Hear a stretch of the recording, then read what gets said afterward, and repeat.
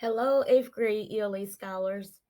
I'm going to read chapter one to you of A Mighty Long Way by Carlotta Walls Lanier. As I'm reading, I'm going to try to go over the homework questions at the same time, uh, telling you when to highlight, perhaps when to circle our vocabulary words, and so on. Um, we read the prologue during our introduction to the novel, and now I'm going to go ahead on to chapter one, and I'll make sure I show you these homework questions too as we're going along. A Mighty Long Way: My Journey to Justice by Carlotta Walls Lanier. Chapter one: A Different World. For the longest time, I wanted nothing more to do with Little Rock. After leaving in 1960, I returned only when necessary, usually for funerals. But my work as president of Little Rock 9 Foundation brings me home often these days, and I inevitably wend my way down Interstate 630 to my old neighborhood. Most often, I go there to see Uncle T, who lives in my great great grandfather Hiram Holloway's old house, 5 houses down from the one where I grew up. But every now and then I pull up alongside the red brick bungalow at 15th and Valentine Street, park the car, and get out. I'm going to blow the screen up just a little. There we go. Much better. Here we go here. This was the center of my world as a child. The place looks abandoned with its boarded up windows and weeds where lush green grass used to grow. There is no sign of the big gardenia bush that once graced the front yard. Mother would pick up a fresh flower from that bush and place it in her hair just so, like Billie Holiday. But the gardenias are long gone. So too is the tree in the backyard that used to grow the plumpest, sweetest figs around. The pecan tree still stands, and as I picked up a few dried nuts one scorching summer day, I was reminded of the lean Christmas in junior high school when that tree provided perfect homemade gifts for most of my family and friends. Money was tight that year, so I made date nut cakes from the bounty in our backyard to give away as presents. There were three of those huge trees perfectly aligned in a row from our yard to the Davis's yard next door to the other Davis property down the street. So, of course, someone in the neighborhood was always making homemade pecan ice cream or baking pecan pies or some kind of nut cookies or cake. I'm amazed at how small it all seems now, our house, the yard, and even those pecan trees, which to a little girl staring up seemed just a few steps from heaven. I still call the place our house as if it remains in my family, but my mother finally sold it several years ago when the upkeep became too much and I convinced her that none of her three girls would ever return. She was reluctant at first to let go. The memories, I guess, and our family roots. They run pretty deep through there. Moving on here.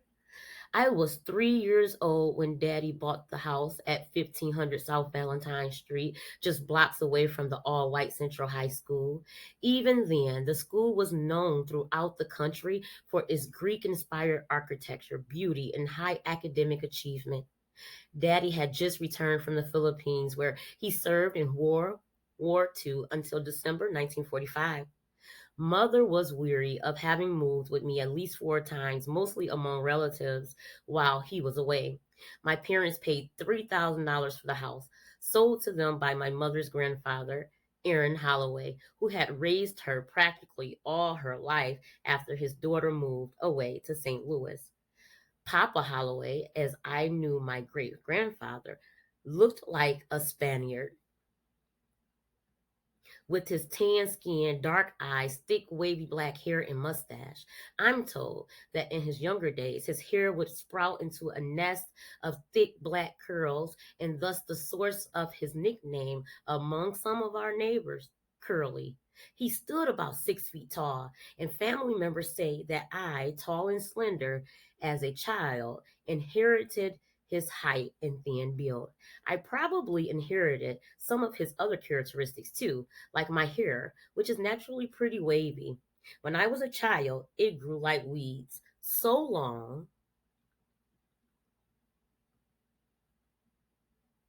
and thick that I had trouble grooming it, and mother had to plait it into neat braids or pull it into ponytails until I was well into junior high school. I wasn't allowed to get my first haircut until 8th grade, and I've mostly kept it short ever since. The Spanish roots in my family tree can be traced back to Papa Holloway's father, Hiram. Class, I'm going to stop here real quick and take you to your homework sheet for chapter 1, pages 3 through 26. So while you're reading chapter 1, you want to make sure you're highlighting details that you can provide a gist statement for. What is this chapter mostly about? Now, she already mentioned Papa Hiram. In this space here, you can give me bullet points on Carlotta's family members. And in lesson 2, we discussed Carlotta's family tree.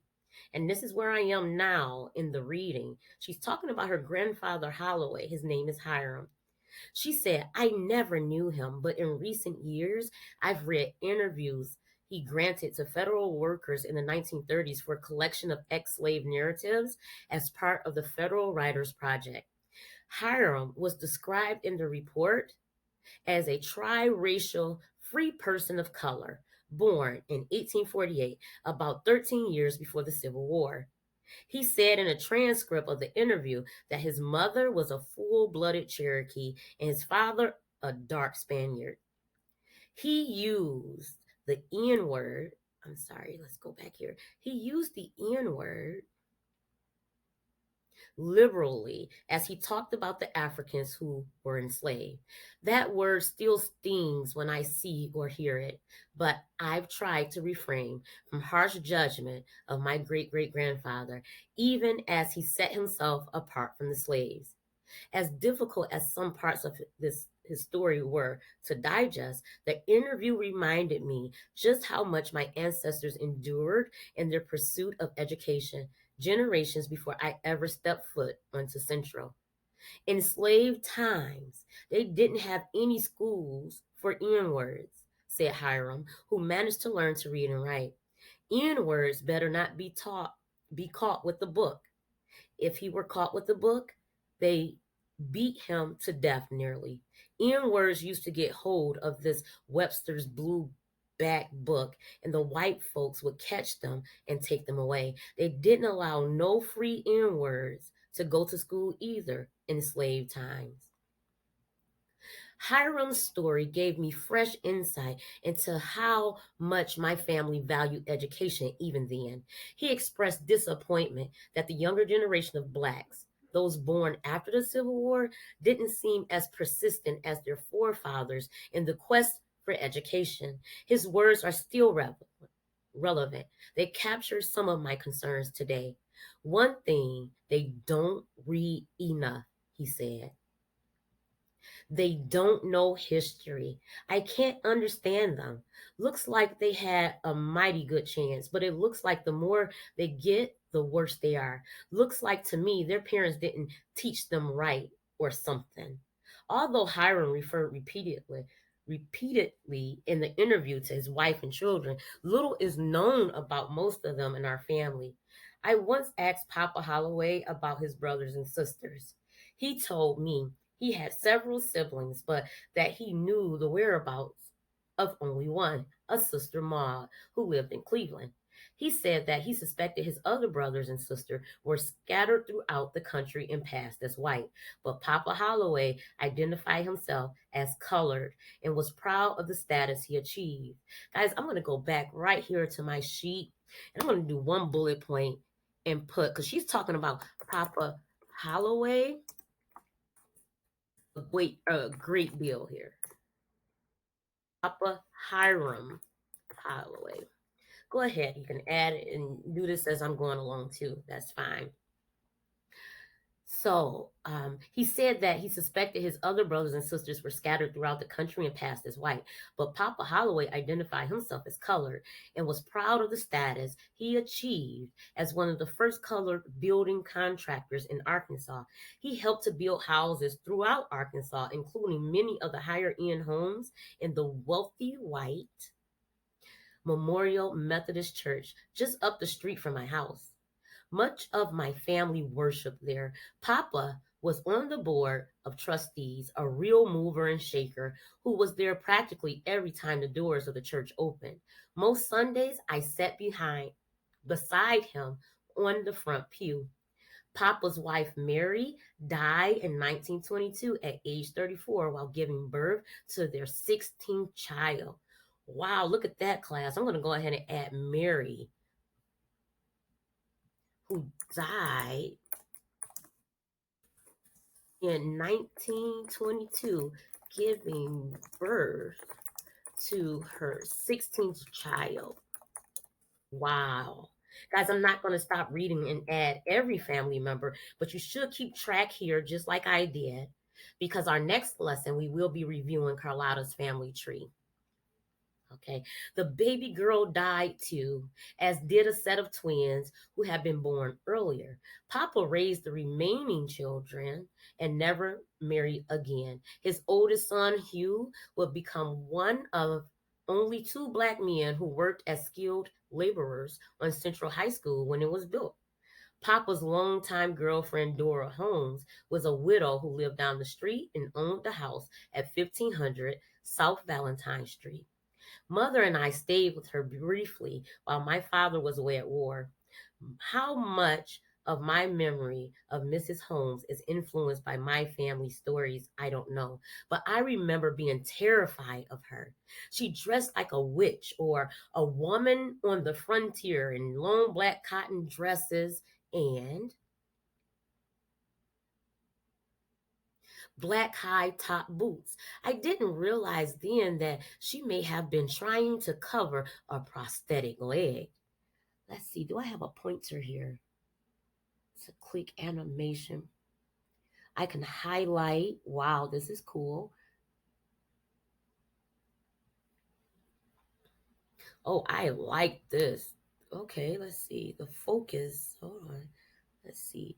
There's an eraser, clear screen for focus, and escape for cursor. Okay, let's see.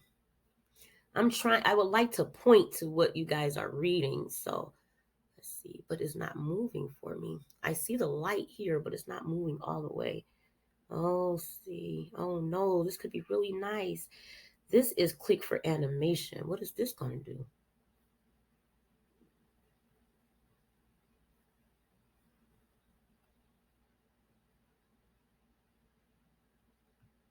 I can highlight in orange. Let's see. If I wanted to highlight something, I'm going to highlight Mrs. Holmes because she is one of the members of Carlotta's family. Okay.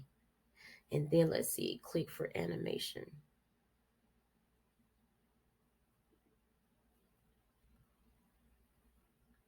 Wow, this is cool. Let's see, highlight. Okay, change color and size. I was trying to focus and escape for cursor. Why isn't it moving though? This is so cool.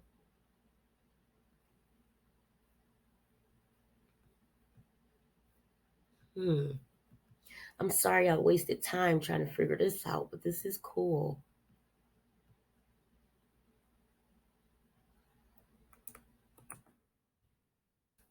Okay, I'm gonna keep playing with this later.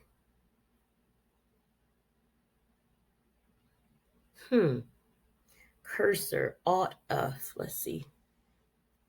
Alt F. Okay, let's just finish reading here. Okay, here we go. So Mrs. Holmes played a significant role in Carlotta's life. Okay. On some Sunday mornings, my paternal grandfather, Big Daddy, would drop me off at Mrs. Holmes' house after I had spent the weekend with him. As soon as we approached the house, I'd start screaming and hollering that I didn't want to go. I'd fall out kicking and wailing on the front porch, but when the front door opened silently, I saw from the corner of my eyes those high top boots and the hem of her long black dress moving toward me. I immediately turned off the tears, rose to my feet, and followed Mrs. Holmes inside as though I had some sense. When Dora Holmes died, she left her estate in the care of Papa Holloway, who offered the house to my father. None of us could have imagined then how much that address would dictate the course of our lives in the years ahead. The house was located just west of downtown Little Rock, a few miles beyond Ninth Street, which was then a bustling strip of black owned businesses and night spots. The community surrounding Ninth Street was all black. My end of town was more racially mixed. Black families lived on one block, whites on the others. In some cases, black and white families lived across the street from one another. But our white neighbors may as well have been living on Mars for all we knew of our lives. When my family moved there, the neighborhood was still new. Most of the houses were box shaped with wooden frames built along a grid of narrow dirt roads after World War II. They were modest but well kept. A few had porches, and most had small yards, though they didn't seem small then. Our house stood out because Daddy, who earned a living as a brick mason, meticulously covered it from top to bottom with the same red bricks that remain on the house today. The only other brick house in the neighborhood belonged to Papa Holloway. Daddy had learned the brick masonry trade from his father in law, Med Cullens, a master contractor who did brick masonry work on Central High in the 1940s. Grandpa Cullens, my mother's father, was a real character. He was big, imposing man who stood over 6 feet tall with a heavy-set frame, a gravely voice, and a gruff disposition that matched his size. His beige skin and straight hair gave him the appearance of a slightly tanned white man. He walked with his shoulders squared and head high and carried a half pint of liquor stuffed in his back pocket. He also couldn't finish a sentence without at least one. Grandpa was his own man. He had one suit and wore mismatched socks, but he considered those kinds of things trivial. When I met Thurgood Marshall in later years, his aura reminded me in an odd way of Grandpa Cullens. Neither man kowtowed to anyone. Confidence seemed to radiate from them both, but the likeness ended there. Grandpa Collins had an intimidating and sometimes cruel presence, which worked to his advantage when it came time to collect from someone who had hired him to do a job. He could be less than forgiving on money matters, even if the delinquent client was a house of worship. Your father just embarrassed the heck out of me, I heard my father tell mother one Sunday afternoon when I was in junior high school after two men returned from church service in a nearby town. Grandpa Cullens had asked Daddy to drive him to the church. But as the service wound to a close, the pastor made the mistake of recognizing my grandfather to say a few words. Grandpa Cullen strolled to the front, told the congregants what a pretty god dang church they had, but he reminded them that he was still waiting for his money. Grandpa was not a patient man. He called every man son and every woman daughter, including his own children and grandchildren, who say he did so because he didn't want to bother remembering any names.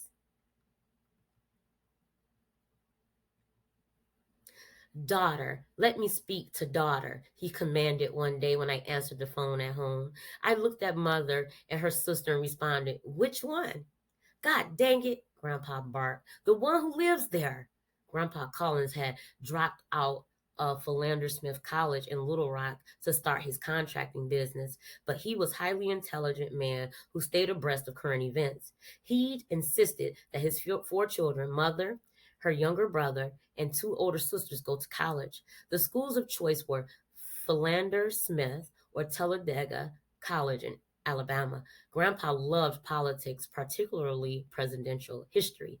Many times I heard him start with Truman and work his way back, reciting years each president served, the president's party, and something significant about each man's time in office. But when Grandpa got to Taylor, he always said, and next is this goddamn Zachariah Taylor.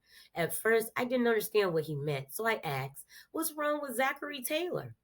That sum up grandfather, that Sam Mumford's grandfather, Grandpa Cullens responded, referring to his good friend and fellow contractor. Oh, Grandpa, you know a president wouldn't marry a colored woman, I shot back. He looked at me with a sly grin. Whoever said anything about getting married? Grandpa Cullens never married my mother's mother.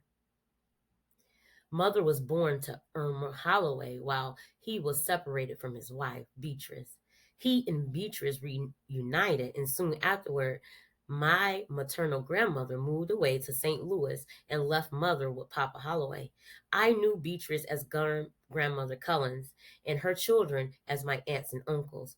Mother and her siblings never thought of themselves as half of anything. We've always just been family. Grandmother Cullens was 55 when she died of stomach cancer in 1951.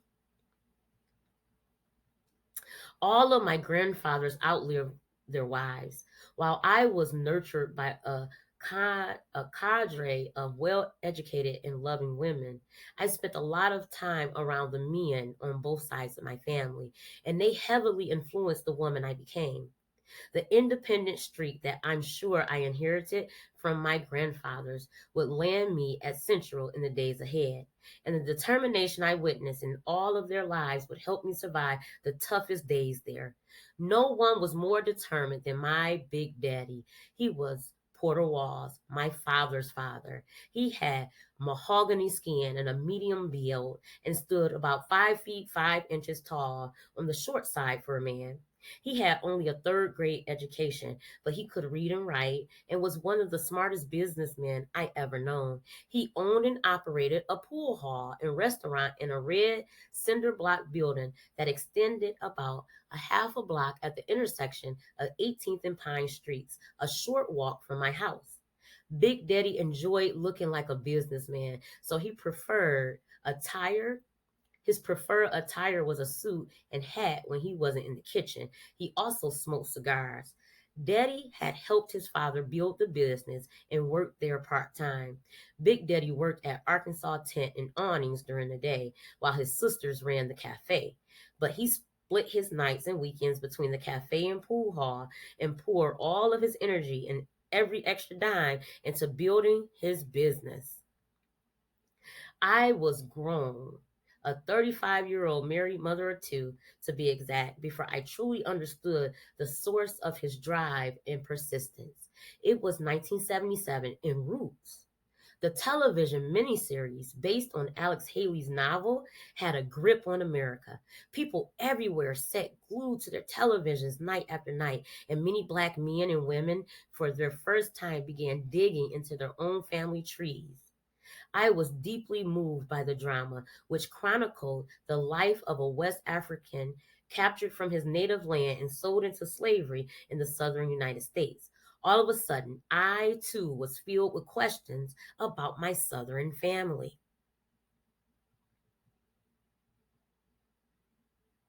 My questions started with Big Daddy, who happened to visit me in Denver a short time after the series. Tell me the story of the Walls family, I said to him one day when I caught him alone. Big Daddy looked up at me, surprisingly annoyed. Why do you want to know all of that? He snapped. Big Daddy was usually a warm, patient man, and he and I were close, having spent much time together throughout my childhood. But he knew what I was getting at, and he was no fan of all the modern talk about slavery and our people needing to discover their African roots. Just a couple of generations removed from the humiliation and degradation of slavery, he was not eager to remember, The past was the past, Big Daddy figured. No need in digging up those long buried bones. He paused and finally peered straight into my eyes. He said, "Look, all you really need to know is my grandfather owned land." The seriousness in Big Daddy's eyes told me he had nothing more to say. What, if anything, he knew of slavery in his family he wasn't willing to share. But he was proud that somehow, in the shadow of the nation's most brutal system of oppression, his family had managed to accumulate valuable land.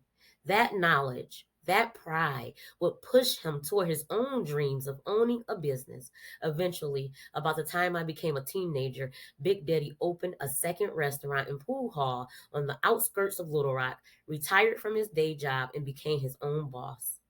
Historical records show that Big Daddy's great grandfather Richard was born during slavery.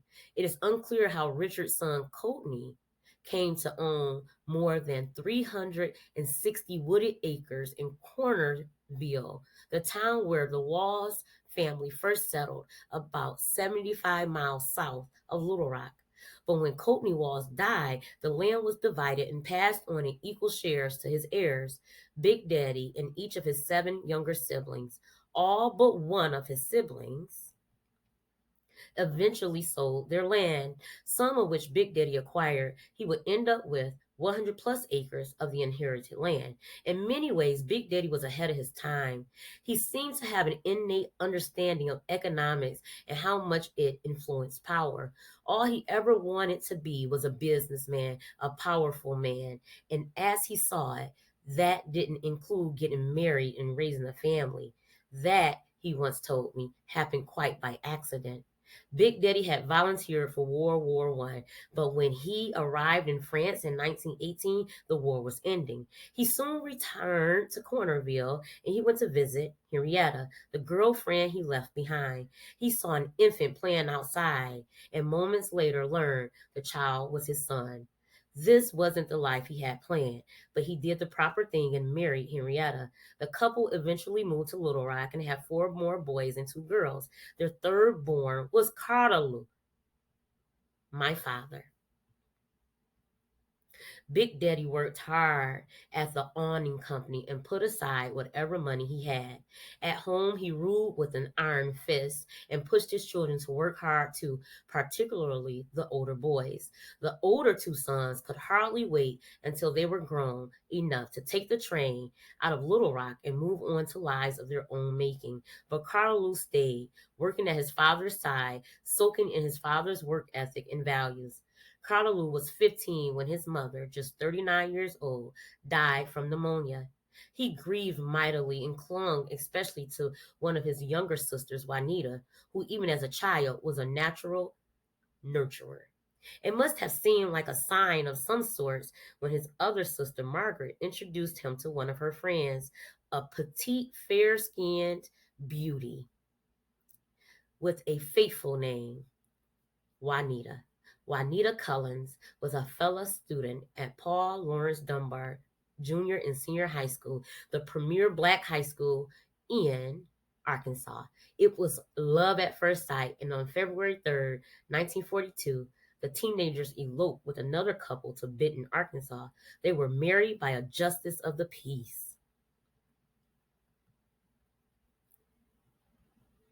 Cartaloo was shipped off to World War II on December 7th that year. 11 days later, I was born. To support us, mother got a job downtown at M. Cone Department Store, where she worked as a seamstress and clerk, mostly altering customers' new purchased clothes. She could assist in waiting on customers. But as a black woman, she was not permitted to touch the cash register or receive credit for a sale. Likewise, black customers could shop in the store but were not permitted to try on clothes or return them. Mother, as soft spoken and dignified as she was good looking, never complained. When Daddy returned from the war, she mostly stayed home. She also continued her education at Philander Smith. Philander Smith, though she stopped short of graduating. When money was tight, she helped out by getting a job, usually doing secretarial work. Big Daddy often babysat me, and I loved spending time with him. He was quiet but attentive, much like my father. He lived just 2 doors down from his business, but I always wanted to be near him. My favorite place to hang out was the restaurant, where I had access to all the cold drinks and candy I wanted, but the pool hall was off limits to me. At night, it attracted some unsavory characters who often carried half pints in their pockets and quick triggered attitudes ready to fire. When I got sleepy, I stepped outside, climbed into the back seat of Big Daddy's car, and stretched out, feeling safe and protected. Every time I opened my eyes, it seemed I could see through the car window the silhouette of Big Daddy, a cigar clenched between his teeth and a pool stick in his hand, standing in the darkness, checking on his grandbaby. As I grew older, Big Daddy let me tag along when he went to the meatpacking houses along the riverfront downtown to buy discounted boxes of ribs and fish for the barbecue dinners and fried catfish, plates that had helped to make the restaurant and pool hall a popular neighborhood gathering spot. As soon as Big Daddy opened the door of the meat house, I could smell the thick scent of raw meat. A round white man wearing a sleeveless shirt and dingy white apron stood behind the counter. His bare arms looked beefy and pale. I sauntered behind Big Daddy as he walked straight up to the counter. My grandfather seemed to stand taller there, placing his order just like the white customers coming in and out. I watched quietly as Big Daddy exchanged a few amicable words with the white man, who soon left to fill Big Daddy's order without a hiss or word of disrespect.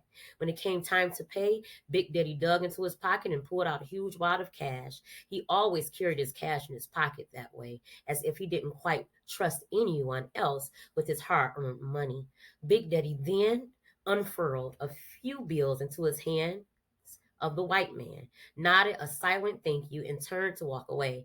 I trailed behind him proudly, thinking to myself that Big Daddy must be rich, important man to get such respect from white folks.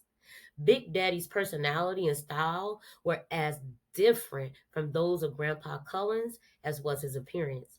But both men deeply respected each other, so much so that each addressed the other as Mr. Walls or Mr. Cullens.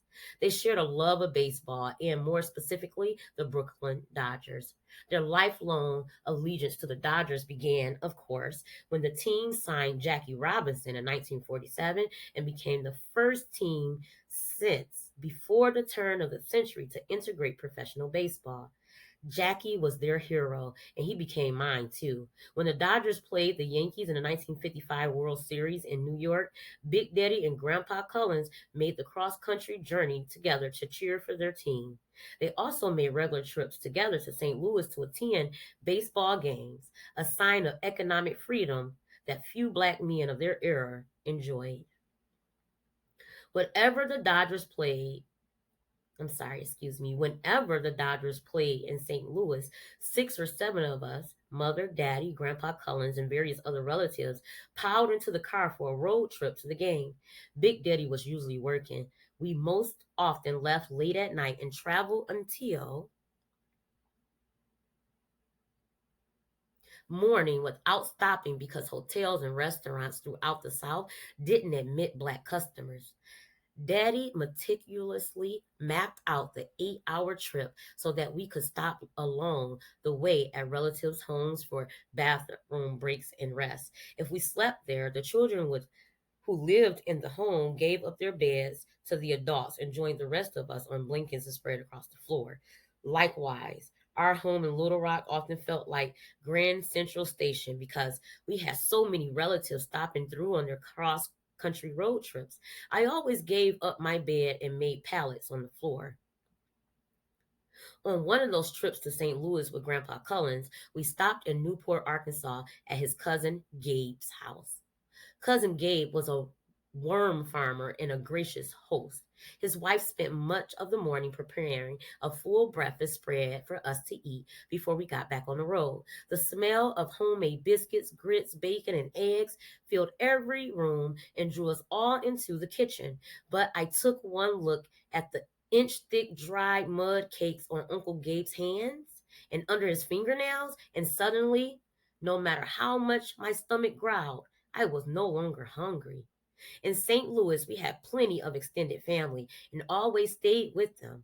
If Grandpa Cullens or my grandfather couldn't make the trip, I traveled to St. Louis by train with Mother, who was also an avid baseball fan.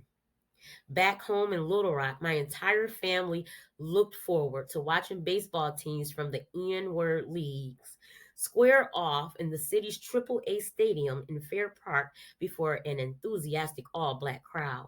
Mother and I usually caught the bus about 4 blocks from home. As the bus rolled down 13th past the Lee Theater and Pine Street, where a big crowd was always waiting. It seemed every colored person from the West End was headed to the game.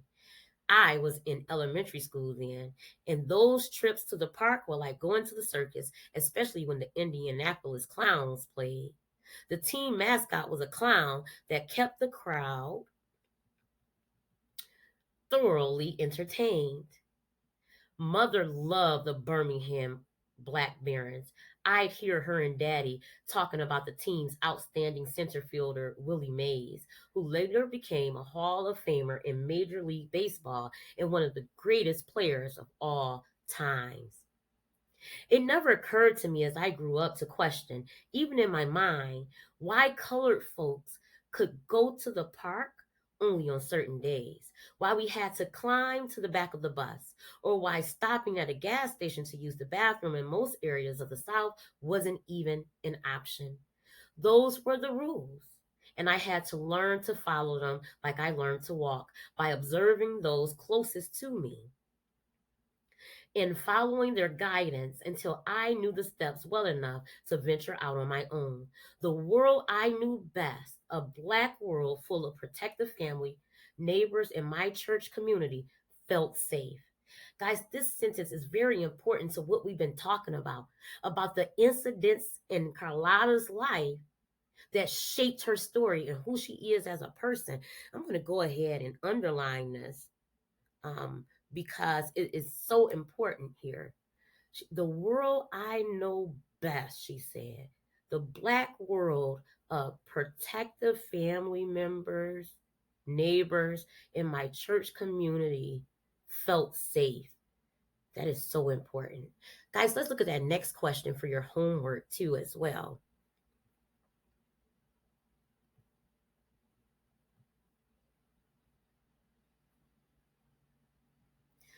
So on page 17, and we're getting close to page 17, Carlotta tells of an incident on the bus she had and her mom were writing. She states that one of the central lessons of her childhood was to be patient with ignorance, and never ever bring ourselves down to their level.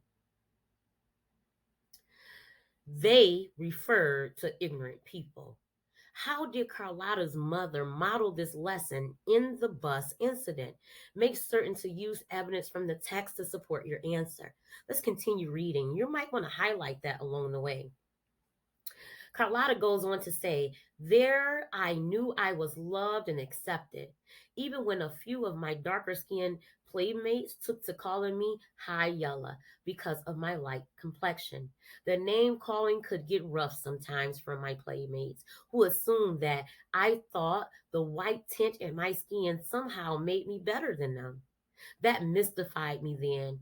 I would come to understand it later as one of the more destructive legacies of slavery.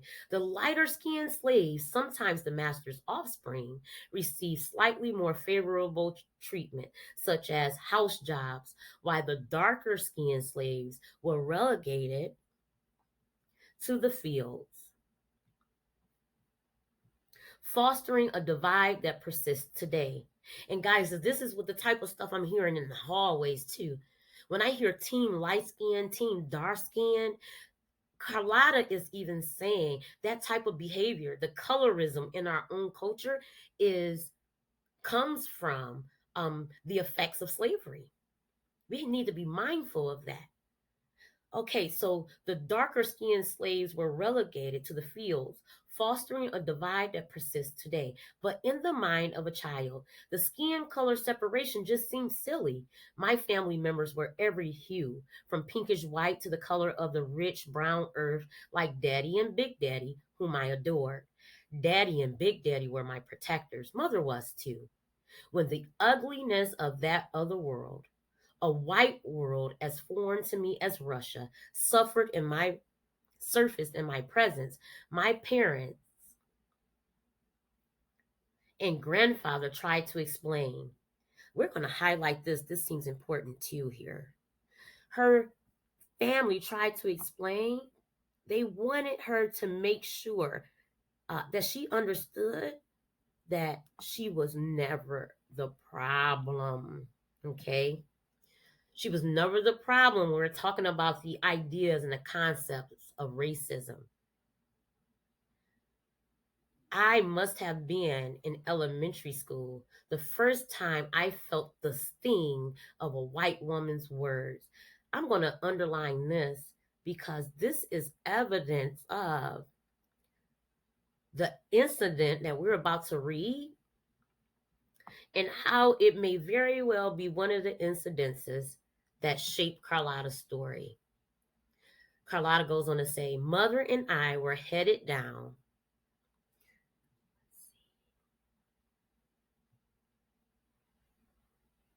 Mother and I were headed down town on one of our many bus trips when a white woman stepped onto the crowded bus and made her way to the back of the white section. She quickly scanned the bus and rolled her eyes. These N words are all over the place, she blurted as she took a seat. The anger on her face and the huffiness in her voice told me her words were not nice, and somehow I knew they were directed at me as those of us sitting in the back. I looked up at Mother with a face that all my life has shown exactly what I'm thinking. In that moment, my eyes probably asked, what does she mean? What did we do wrong? At first, Mother said nothing. Let's go back to this question. How did Mother model this lesson in the bus incident? She says, at first, Mother said nothing, as if she didn't even hear it. Then, ever so discreetly, she pulled me closer to her and whispered, Carlotta, we must be patient with ignorance and never ever bring ourselves down to their level. Guys, remember when Michelle Obama, her famous quote came out? She said, when they go low, we go high. That's what this kind of reminds me of. Carlotta's mom was teaching her this way before First Lady Michelle Obama told us that when they go low, we go high. She said, I would hear those words many times too from Daddy, like when he didn't respond or seem overly different to a white man who uttered something disrespectful. Granddad would say, or Daddy would say, you are a Walls. You must never, ever stoop to the level of ignorance. I came to believe that they, mean and intolerant people, were the ones with the problem, and that I must never ever stoop to their level. That lesson would shield me in the years ahead when I came face to face with the ugliest side of that foreign world. Until then, I played by the rules I knew. I'd never seen the game played any other way. Then came New York. Okay, guys, let's look at that last question because your last question for chapter 1 has to do with New York. So Carlotta went to visit Aunt Juanita in New York, but that 3-month long visit affected Carlotta in some type of way. Please tell me, how did that visit affect Carlotta? Use evidence from the text to support your ideas, to support your claim. Remember to provide reasoning. Please explain, what does the evidence prove about Carlotta's 3-month long visit to Aunt Juanita in New York? Let's see what she's talking about here. Then came New York. I could hardly believe my ears when my parents told me near the end of my third grade year in 1951 that I'd be going to that great city for the summer. Daddy's younger sister, Juanita, had invited me to spend my 3 month break from school with her family. I realize now that she was likely offering much needed relief to my parents, who by then had a second daughter, my sister, Luana, 2 years older at the time. But at age 2 years old at the time. But at age 8, I felt as if a fairy godmother had waved a magic wand and granted me a dream summer vacation. I had heard Mother brag about New York practically all of my life. Her eyes seemed to light up when she talked to her friends about the time she'd visited New York with her sister in 1944, stayed out too late one night, and almost got locked out of one of the gated apartment buildings in Sugar Hill, the ritzy section of Harlem that sits high, overlooking what is now Jackie Robinson Park. From the 1920s, when wealthy black men and women began migrating there through the 1960s, Sugar Hill was home to some of the nation's most well known black scholars, writers, and activists, sports figures, and entertainers. W.E.B. Du Bois, Roy Wilkins, Langston Hughes, Zora Neale Hurston, Duke Ellington, Joe Louis, Thurgood Marshall. Aunt Juanita's first apartment in New York was there too. She managed to find a room with a kitchen in a building on a Convent Avenue for $4 a week when she realized that the housing her government co-workers had recommended on 113th in Harlem wasn't quite to her liking. I was just 2, and Daddy was away at war in 1944 when Mother left me in the care of another aunt and took the trip to New York. She accompanied her sister, Lou Alice, who didn't want to travel alone to the big city to meet her husband, J.W., a Navy man whose ship was heading back to the States and would dock there briefly. Aunt Juanita rented Mother and Aunt Lou Alice an apartment in another Sugar Hill building.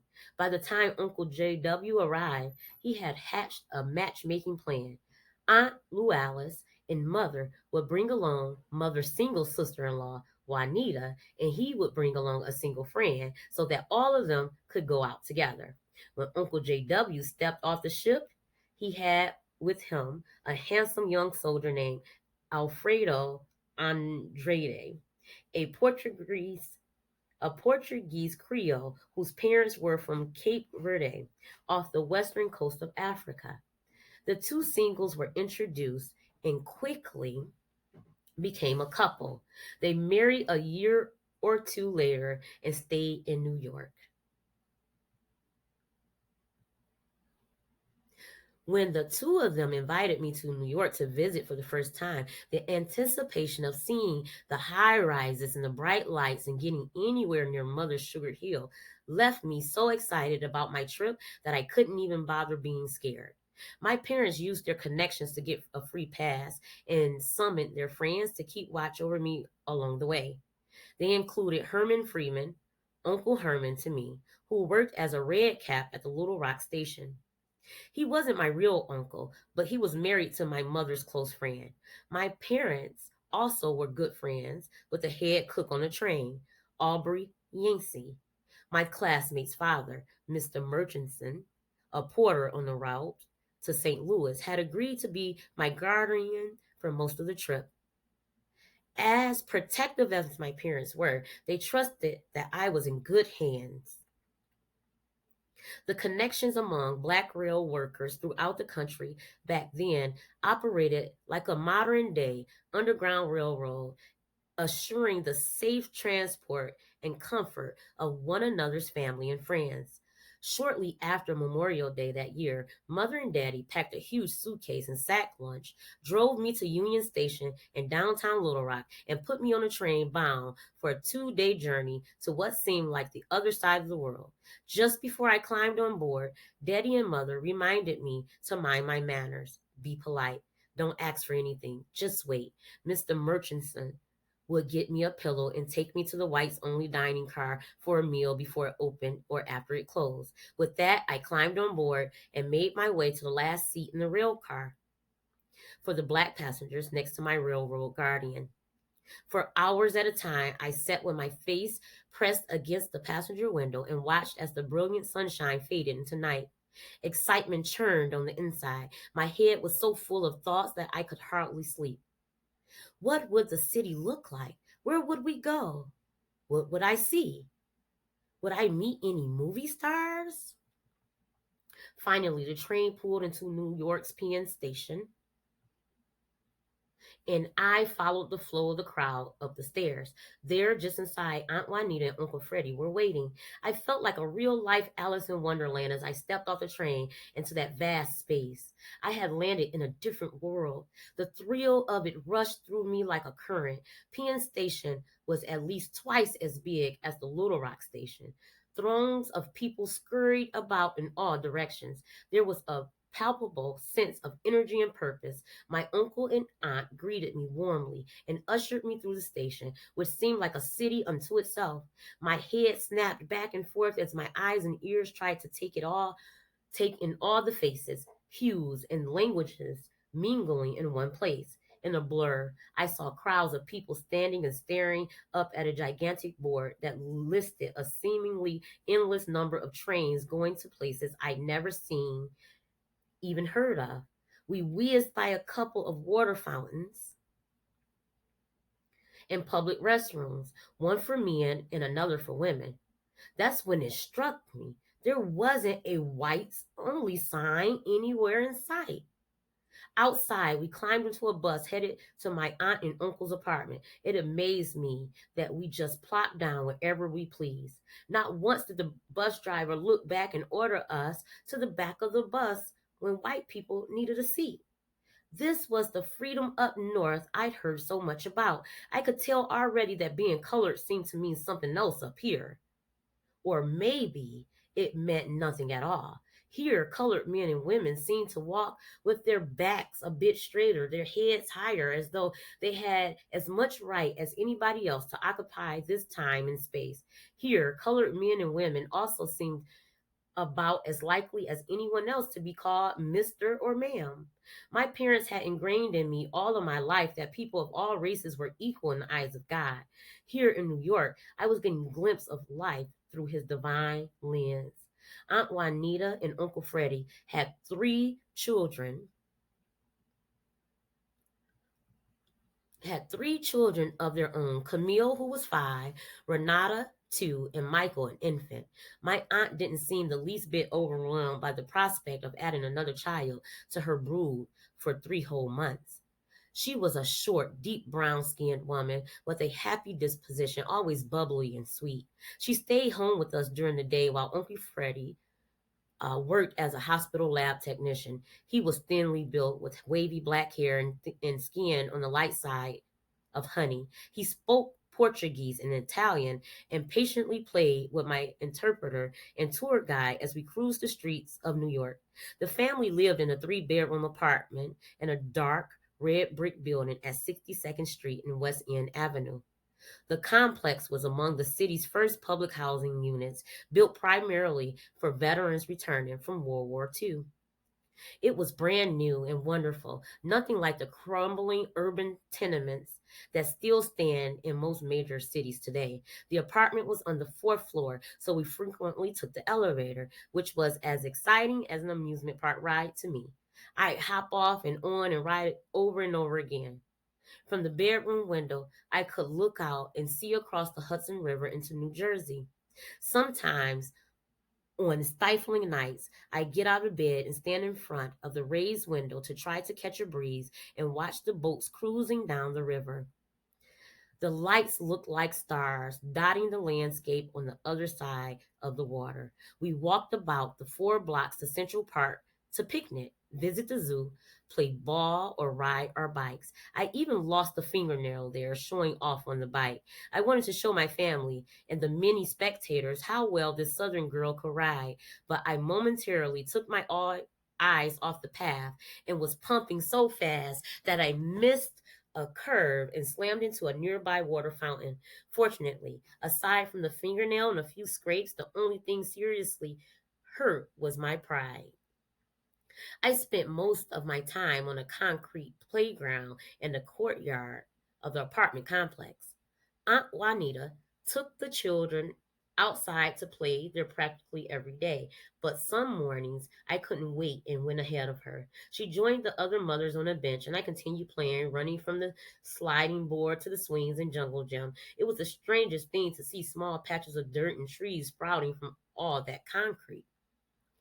There in the courtyard, a group of us regularly encountered an old man, always alone, nodding on a bench. He was usually dressed in a black suit and a hat that fell slightly over his face as he slept.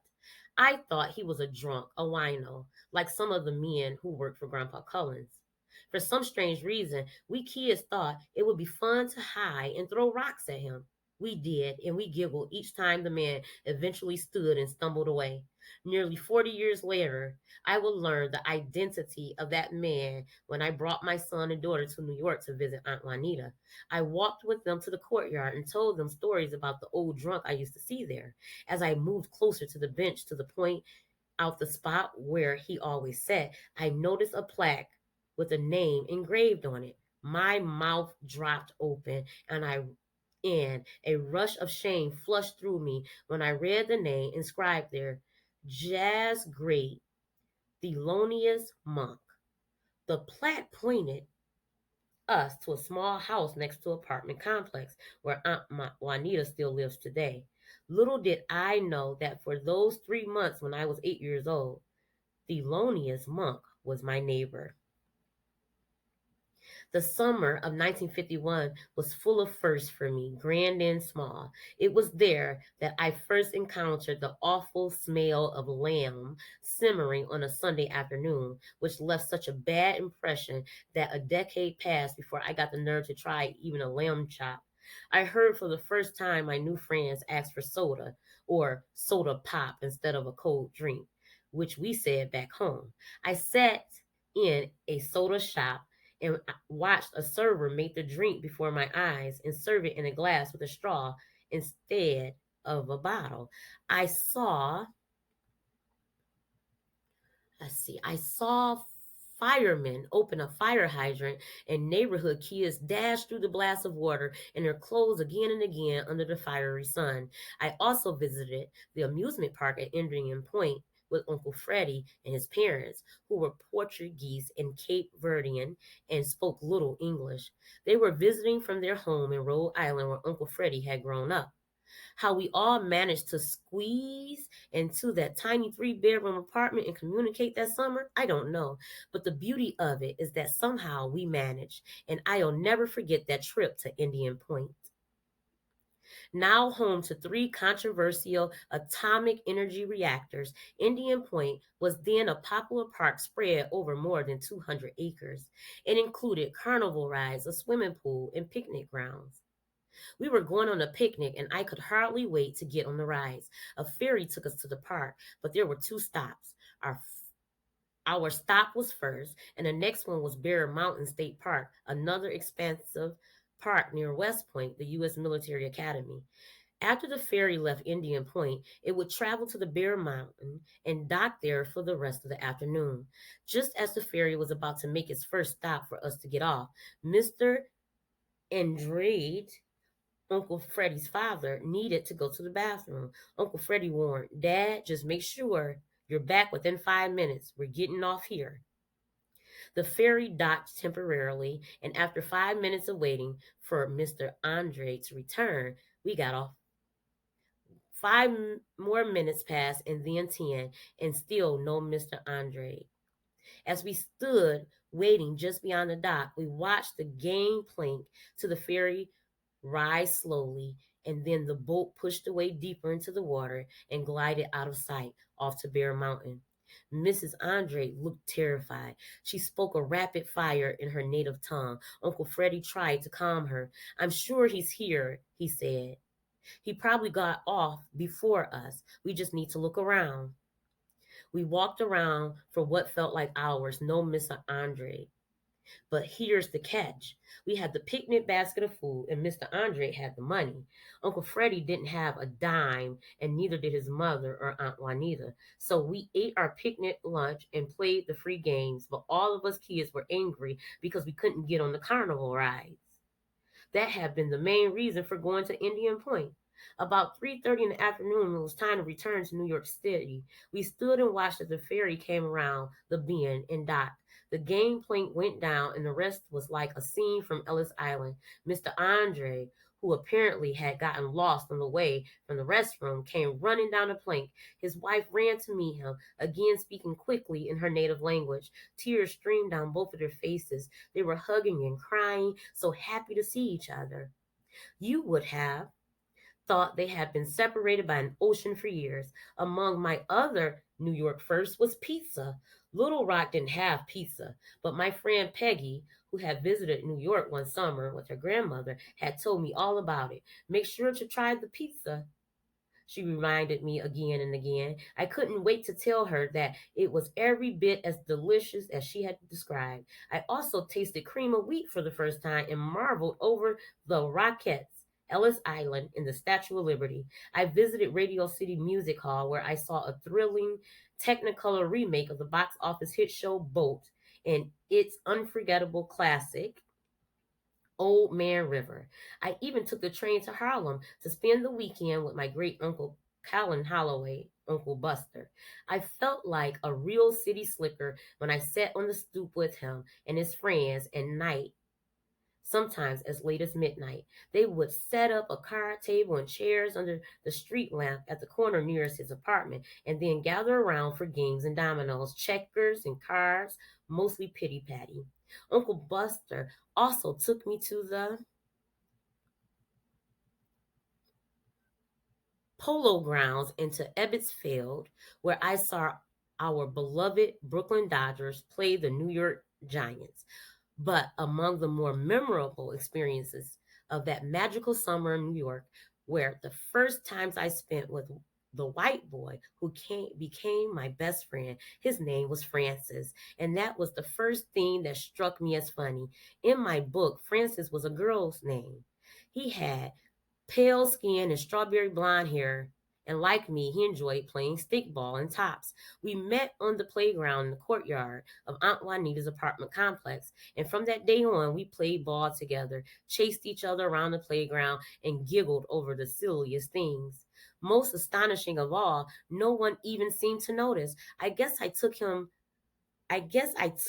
him because he wasn't one of the most popular kids. And like me, he was an early bird. Some mornings, it would be just the two of us, swatting our little pink ball back and forth to each other with our narrow sticks. Francis and I weren't even close enough to share secrets like my friends Bunny, Peggy, and I did back home. There wasn't really anything all that extraordinary about my friendship with him except this. Here in this brand new world, an ordinary friendship between a little black girl and a little white boy could exist, free of the boundaries that define such relationships back home. Summer zoomed by, and then one day I returned to the apartment to find Aunt Juanita standing atop a large navy blue suitcase trimmed in white leather. Look what came in the mail today, she announced excitedly, pointing to the matching two-piece luggage set. My parents had sent me Samsonite's latest suitcase, Silhouette, the model was called. I'd seen television and magazine advertisements touting the bag's strength as a model stood on top of it. But I grimaced when I saw my aunt acting out those ads. Fortunately, the luggage was every bit as durable as the ads claimed. A short time later, my new suitcases were packed and I was on the train, headed back to Little Rock, no longer the same girl. I tasted the sweetness of freedom and seen more than my 8-year-old mind could fully understand. But everything that the Jim Crow South had tried to make me believe about my people and my place in life had been flipped upside down. Suddenly, the world had opened wider. It was just a matter of time before I was ready to step out of the one I knew. That is the end of chapter 1, A Different World.